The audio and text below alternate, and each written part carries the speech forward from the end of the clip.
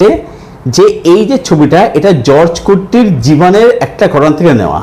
এইবারে সন্দেহ হচ্ছে কি এক্সপ্লোর করতে যে ডিরেক্টর জিতু জোসেফ যে আপনি যতই মানে এরর তাকে লুকানোর চেষ্টা করুন না কেন একটা ক্রাইম আপনি কখনোই নিজের থেকে পালাতে পারবেন না, নিজের বিবেকে আপনি ধরা কিন্তু পড়বেন না কোনো না কোনো সময়। হ্যালো এভরিওয়ান, আমি সৌভিক, ওয়েলকাম টু সিনেগাইনিয়ার। এখন এই ভিডিওর মধ্যে কথা বলবো মালায়ালাম ভার্সন অফ দৃশ্যম 3 নিয়ে। মেনশন করার খুব প্রয়োজন, কারণ দৃশ্যম বলতে আমাদের কিন্তু বিমলদার দৃশ্যমও কিন্তু রয়েছে, এটা সেকেন্ড ডক্টর রিলিজ করবে হিন্দি দৃশ্যম 3। তো এখন কথা হবে মালায়ালাম দৃশ্যম 3 নিয়ে। তো ছবিটা কীরকম হলো, তবে তার আগে ছোট্ট করে আপনাদেরকে একটু দৃশ্যম 1 আর 2 এর একটু মানে রিক্যাপটা দিয়ে দিই যে আগের পার্টে আমরা কী কী দেখতে পেয়েছি। আমরা দেখতে পেয়েছি পার্টে দেখেছিল যে জর্জ কুর্টি অর্থাৎ মোহনলাল স্যার একজন সাধারণ কেবল অপারেটর, প্রচুর সিনেমা দেখে, সেগুলি ক্রাইম থ্রিলার দেখতে খুব পছন্দ করে সে। এইবার কি হচ্ছে, তার ফ্যামিলিতে একটা বিপদ নেমে আসছে। বরুণ বলে একটি ছেলে যে হচ্ছে অ্যাকচুয়ালি আইজি ছেলে, তার মাঝে আইজি, তার ছেলে যে বলতে গেলে মানে বাবা মার প্রচুর টাকা আছে, উচ্চগুলির ছেলে, সে জর্জ কুর্টির যে বড় মেয়ে তার হচ্ছে পাথের ভিডিও সে সিক্রেটলি করে এবং ছেলেদের ব্ল্যাকমেল করতে থাকে তাদের বাড়িতে এসে, এবং এই জর্জ কুর্টির ওয়াইফ এবং তার বড় মেয়ের হাতে এই ছেলেটি খুন হয়ে যায়। জর্জ কুর্টি বডি সরিয়ে ফেলে, সব কিছু এভিডেন্স ম্যানিপুলেট করতে থাকে, একটা ফেক অ্যালিবারি ক্রিয়েট করে। সেগুলো আপনারা সবই দেখেছেন আর কি, যে সবার সঙ্গে ইন্টারভিউ দেখা করে, যে সবাইকে বলে যে হ্যাঁ আপনার সঙ্গে ওদিন দেখা হয়েছিল, এই আমাদের আপনার যখন এসে আমরা বিরিয়ানি খেয়েছি, আপনার হলে বসে আমরা সিনেমা দেখছি, এগুলো সব মানে ও ক্রিয়েট করে আর কি। মানে অ্যাকচুয়ালি ব্যাপারটা যে এটাও ক্রিয়েট করতে চায় যে যেদিন ঘটনা ঘটেছিল সেদিন তারা কেউ ওখানে ছিল না, অ্যাকচুয়ালি ঘটনা সব সত্যিই ঘটেছিল, সেটা ওখানে অন্য দিনকে পুলিশ বুঝতে পারে, আইজি বুঝতে পারে জর্জ কুর্টি মানে সে হচ্ছে মেন কালপ্রিট আর কি। এবার কি হয়, পুলিশ তো টর্চার হয়ে আপনারা দেখেছেন আর সব কিছু দেখেছেন, কিন্তু সেসব তারা প্রুফ করতে না। লাস্টে যখন মাটি করে তখন দেখা যায় ওখানে একটা ওই শুয়োরের একটা কঙ্কাল মানে একটা ওখানে ডেড বডি হয়ে যায়, পচাওয়ালার ডেড বডি পাওয়া যায়, বডি পাওয়া যায় না। এবং সেটা জানা যায় যে অ্যাকচুয়ালি জর্জ কুর্টি কী করেছিল, ওখানে যে নতুন থানাটা হচ্ছিল সেই থানার ওখানে যখন কনস্ট্রাকশনের কাজ হচ্ছিল সেই সময় জর্জ কুর্টি কী করেছিল, তখন ওখানে বডিটাকে সরিয়ে রেখেছিল। এটা মেজর টুইস্ট ছিল। এবং লাস্টের মিডিয়া ভাইরাল বলে যে অ্যাকচুয়ালি পুলিশ তাদেরকে অ্যাকচুয়ালি প্রোটেকশন দিচ্ছে। আমি পুলিশ যে লাস্টের পুলিশটা বলে যে তুমি কিন্তু হবে না যে তুমি পুলিশকে বোকাবান্দি বিশেষ পার হয়ে যায়, তখন বলে যে আমার কোনো যোগ্য নেই পুলিশকে বোকা না, অ্যাকচুয়ালি পুলিশ তো আমাদের প্রোটেকশন দিচ্ছে, আমি এখানে পুলিশকে বোকা বানাতে যাবো। ও কিন্তু মেটা করে ওই কিন্তু হিন্টটা দিয়ে দেখান, ছবিটা এখানে শেষ হয়। এটা পার্ট ওয়ানে আমরা দেখতে পেয়েছিলাম আর কি। এবং লাস্টে দেখা যায় যে গীতা প্রভাকর যত যে আইজি সে লাস্টে রিজাইন দিয়ে দেয়। এটাই ছিল ইয়েতে আর কি। এবং লাস্টে ফ্যামিলিকে বলে, ওকিল ফ্যামিলিকে বলে আসছিল কী করেছে, ও বলে যে এই যে সিক্রেট, এই যে গোপন, এই যে রাজ যেটাকে বলে, এইটা আমার মধ্যেই থাকবে, আমি যখন শেষ হয়ে যাব জানে পৃথিবীতে থাকবো না, আমার সঙ্গে এটাও এই সিক্রেটটাও হারিয়ে যাবে। ও কিন্তু কাউকে বলে না, কিন্তু এটা পার্ট ওয়ানে এটা গল্প এটা ছিল। সেকেন্ড পার্টে আমরা কি দেখতে পাচ্ছি, সেখানে দেখতে পাচ্ছি যে জর্জ কুর্টির বাড়ির পাশে একটা ফ্যামিলি থাকতে আসছে। লোকটা হচ্ছে মাতাল, কিন্তু অ্যাকচুয়ালি দেখা যাচ্ছে যে, এবং লোকটা যে বউটার আসে মিনার যে ক্যারেক্টার দেখা যায় কি রানী আর কি, যেটা অভিনেত্রী মিনা প্লে করছেন, তার সঙ্গে সেই সারিতা মানে যে মাতালের যে বউ আর কি, তার সঙ্গে বন্ধু দেয়। কিন্তু অ্যাকচুয়ালি এটা হয় এই মাতালের বউ অ্যাকচুয়ালি ছিল হচ্ছে আন্ডার কভার অফিসার, যারা জর্জ কুর্টির মানে নজর রাখছিল, মানে বেশি নজরে রাখছিল।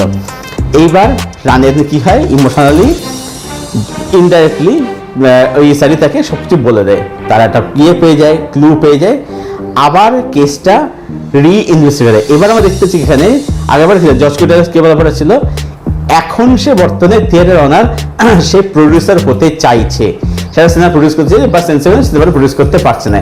এবার তার কাজ ছবি ম্যামবুটির সিনেমা হলো। এইবার কেসটা রিওপেন হচ্ছে।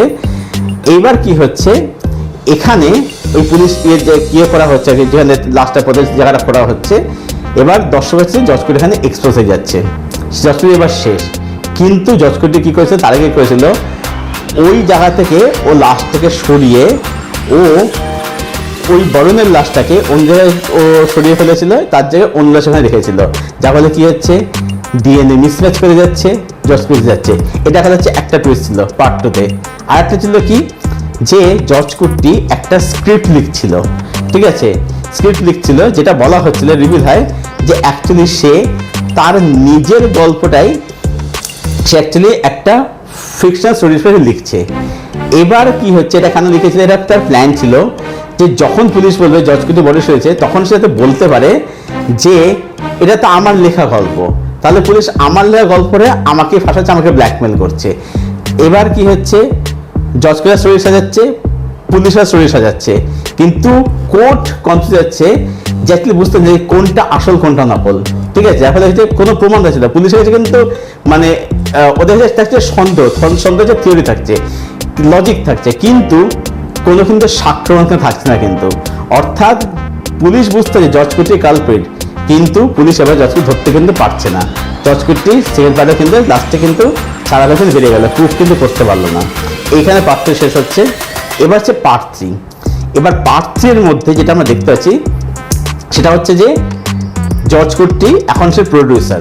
এবারে গল্পের কথা শুরু হচ্ছে, আমি জাস্ট বেশি কিছু বল না, সামান্য একটা হিন্ট দিচ্ছি, মানে বেসিক প্রিমিসটা বলছি। যেটা আমরা দেখতে পাচ্ছি সে একটা ছবি মানে প্রডিউস করেছে, ছবিটার নাম হচ্ছে দৃশ্যম। ঠিক আছে, দৃশ্যম ছবিটার নাম। এবার যেটা রিউমার উঠে আসছে যে এই যে ছবিটা, এটা জর্জ কুটির জীবনের একটা ঘটনা থেকে নেওয়া।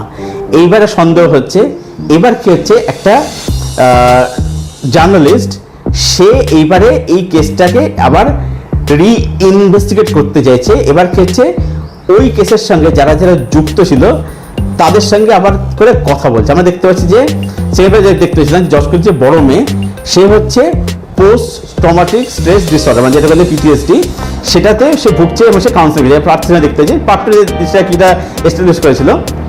এবার কি হচ্ছে, ওরা হাত থেকে বেরোতে পারেনি। ওকে, এবার এই কেসটা রিভিউ করার চেষ্টা করছে, সবার সঙ্গে এসে কথা বলছে, যারা কেসের সঙ্গে যুক্ত ছিল, পুলিশ প্রশাসন কথা বলার চেষ্টা করছে। এই হলো। এইবারে কি হচ্ছে, এই যে গল্পটা ছবিটা, এটা হচ্ছে অনেক বেশি, এটা কিন্তু মানে আদৌ এখানে থ্রিলার কিন্তু নাই, যেটা আমি ধরে বুঝলাম যে থ্রিলার নাই।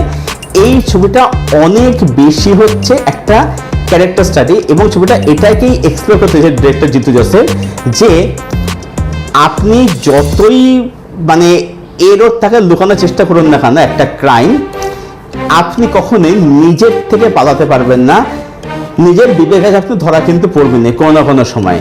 তো এই যে গিল্ট, এই যে ভয়, এই যে একটা ইনসমনিয়া, এই ব্যাপারটা নিয়ে পুরো ছবিটা কিন্তু ডিল করে। এটা হচ্ছে অনেক বেশি একটা ক্যারেক্টার স্টাডি। ঠিক আছে, এটা বেশি ক্যারেক্টার স্টাডি। এবং এখানে একটা বিরাট অ্যাঙ্গেল থাকে, কেন থাকে ওটা আপনি যত ছবি রেখে থাকলে ততই বুঝতে হবে যে কেন এই জিনিসটা দেখানো হচ্ছে আর কি। এটা অনেক বেশি একটা ড্রামা বেস হয়েছে। হ্যাঁ, থ্রিল আছে মোমেন্ট আছে, কিন্তু একটা ড্রামা বেস ছবি। তো প্রথম কথা এখানে বলবো যে এখানে প্রতিটা চরিত্রকে না খুব ভালো করে এখানে লেখা হয়েছে, স্পেশালি জর্জ কুটির মধ্যে দিকটা খুব সুন্দর করে লেখা হয়েছে। যে এই যে এখন প্রডিউসার হয়ে গেছে, একটা রিউমার উঠে আসছে যে ও মানে যে সিনেমাটা প্রডিউস করেছে দৃশ্যম, সিনেমা দৃশ্যম, এবার সেই সিনেমাটা হচ্ছে অ্যাকচুয়ালি ওর লাইফ থেকে সিনেমাটা বানানো হয়েছে অ্যাকচুয়ালি আর কি। তো এই যে রিউমার উঠে আসছে, মানে কি হচ্ছে, ওই যে অতীত বা এই যে আমরা যে ইনভেস্টিগেট করছে, খুঁজে বের করার চেষ্টা করছে ব্যাপার কি হয়েছিল না হয়েছিল, সত্যি না মিথ্যে রাখার চেষ্টা করছে। এবার এইটা এখানে বোঝা যাচ্ছে কি, যে ওর যে অতীত, সেই অতীত কিন্তু অতীতে যাওয়া বেরোনোর চেষ্টা করুক না কেন, অতীত কিন্তু ওকে কিন্তু ছাড়ছে না কিন্তু। ঠিক আছে, সেই অতীত কিন্তু তারা কিন্তু করে বেড়াচ্ছে আর কি। তো এই যে ব্যাপারটা, এই যে ক্যারেক্টারের মধ্যে যে একটা ভয়, একটা যে গিল্ট, এইটাকে জিতু জোসেফ খুব বিউটিফুলি কিন্তু এখানে দেখিয়েছে ছবিটার মধ্যে দিয়ে। তো এখানে বলতে writer just layers and nuance আছে, ছবিটা যদি এগোতে থাকে ছবিটার মধ্যে লাস্টের দিকে কিছু টুইস্ট আছে, এবং ছবিটার যে ইন্টারভিউ ব্লকটা কিন্তু ব্যাপক ছিল, সলিড ছিল ইন্টারভিউ ব্লকটা। নেক্সট বললো হচ্ছে ছবিটার মধ্যে পারফরমেন্স। এখানে Mohanlal sir as well George কুটি ব্রিলিয়ান্ট, আউটস্ট্যান্ডিং, দারুণভাবে উনি প্লে করেছেন দুটো পার্টে। এখানেও তিনি সেটা বজায় রাখছেন, বহন করে গেছেন, দারুণ। মিনার কাছে এখানে খুব ভালো অ্যাজ ইউজুয়াল, যে দুই ম্যাচে অভিনয় করেন যে যারা অভিনেত্রী আছেন আর কি, তারা তার জায়গায় খুব ভালো কাজ করেছে। সাপোর্টিং অভিনয় করেন তার জায়গায় বলবো যে ভালো, বেশ ভালো। টেকনিক্যাল সিনেমাটা বলবো যে বেশ ভালো, এর মেকিং, তার মধ্যে যে দৃশ্যান্ত কোনো তো ওরকম হাই স্পেশাল সিনেমা নয়, খুবই একটা মানে একটা রুটেড ছিমছাট রিয়েলিস্টিক একটা সিনেমা। তো সিনেমাটোগ্রাফি, ক্যামেরার কাজ সেম দিয়ে করা হয়েছে, বিজয়ের মধ্যে ইন্টেন্সিটি হয়েছে, পুরো ছবিটা ইন্টেন্সিটি বজায় থাকে আর কি। তো ছবিটার মধ্যে এইগুলো ছিল পজিটিভ দিক। এবার সে নেগেটিভ করছে যে আমার যেটা মনে হলো ছবিটার মধ্যে একটা দুটো জায়গা একটু বাদ দিতে পারতো, যেমন একটা আছে সিনেমা পাইরেসির বিষয়, ওটা না রাখলেও পারতো, ওটা আমার মনে হচ্ছে। তারপরে হচ্ছে দু একটা জায়গায় একটু কমেডি থাকে, এই যে মেয়ের সম্বন্ধ দেখতে আসছে, এই জায়গাগুলো আমার হচ্ছে একটু বাদ দিয়ে হয়তো চপ করে যেতে পারতো, এটা আমার মনে হয়েছে। তবে আচ্ছা, এখানে বলা দেওয়া হচ্ছে, আচ্ছা এখানে গীতা প্রভাকর আছে দেখিয়েছে, সে দেখানো হচ্ছে সে এবারে তাদের ট্র্যাক দেখানো হচ্ছে, সে দেখানো হচ্ছে যে সে হচ্ছে মানে এবার হচ্ছে ডিপ্রেশনে চলে গেছে আর কি, ঠিক আছে, এবার ক্যারেক্টার দেখানো হচ্ছে আর কি, ঠিক আছে। এবং যেটা আমি অবশ্যই বলা হচ্ছে, আবারও বলছি, সেটা হচ্ছে যে আপনি কিন্তু সেকেন্ড হাফ মানে ক্লাইম্যাক্স থেকে কিন্তু মজা পাবেন কিন্তু দুর্দান্ত। মানে যেটা ব্যাপার সেটা হচ্ছে যে বলে না যে মানে জজকুট মানে একটা, আমি বেশি কিছু বলবো না, মানে ওটাই দেখাচ্ছে যে ও মানে কত দূর অবধি যেতে পারে, বা চিন্তা দেখলে বুঝতে পারবে কি হয় কিনা, আমি বলবো না সেগুলো, দেখলে আপনি দেখলে মজা হবেন আর কি। তো যাই হোক, তো ওভারঅল এটাই বলবো যে দৃশ্যম 3 এই ছবিটা অবশ্যই একটা বেশ ভালো ছবি, যেটা দৃশ্যম 1 আর 2 এর যে লেগাসি, যে অরা, সেটাকে বজায় রাখতে সফল হয়। হ্যাঁ, কিছু খামতে, সেটা আমি বললাম আর কি, যে দু একটা জায়গায় চপ করতে পারতো, রানটা তাদের একটু কম হতো আর কি, 240 মিনিট মতো আর কি।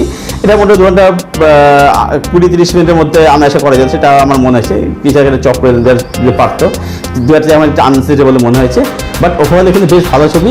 এবং ছবি যেটা শেষ হচ্ছে তাতে কিন্তু পার্ট 4 আসার একটা কিন্তু হিন্ট কিন্তু দিয়ে রেখেছে। তবে আমি পার্সোনালি বলবো যে পার্ট 4 আনার আর দরকার নেই, কারণ মানে এরপর ব্যাপারটা না একটা খেল হয়ে যায়, তার থেকে এই যে একটা ওপেনেন্ট রাখলো, আমার মনে হয় যে এখানে ওপেনে রাখাটাই বেটার আর কি। যে মানে এই যে বিষয়টা, এটা কিন্তু অ্যাকচুয়ালি চলতেই থাকবে আর কি, এটা কিন্তু থামার কোনো নেই।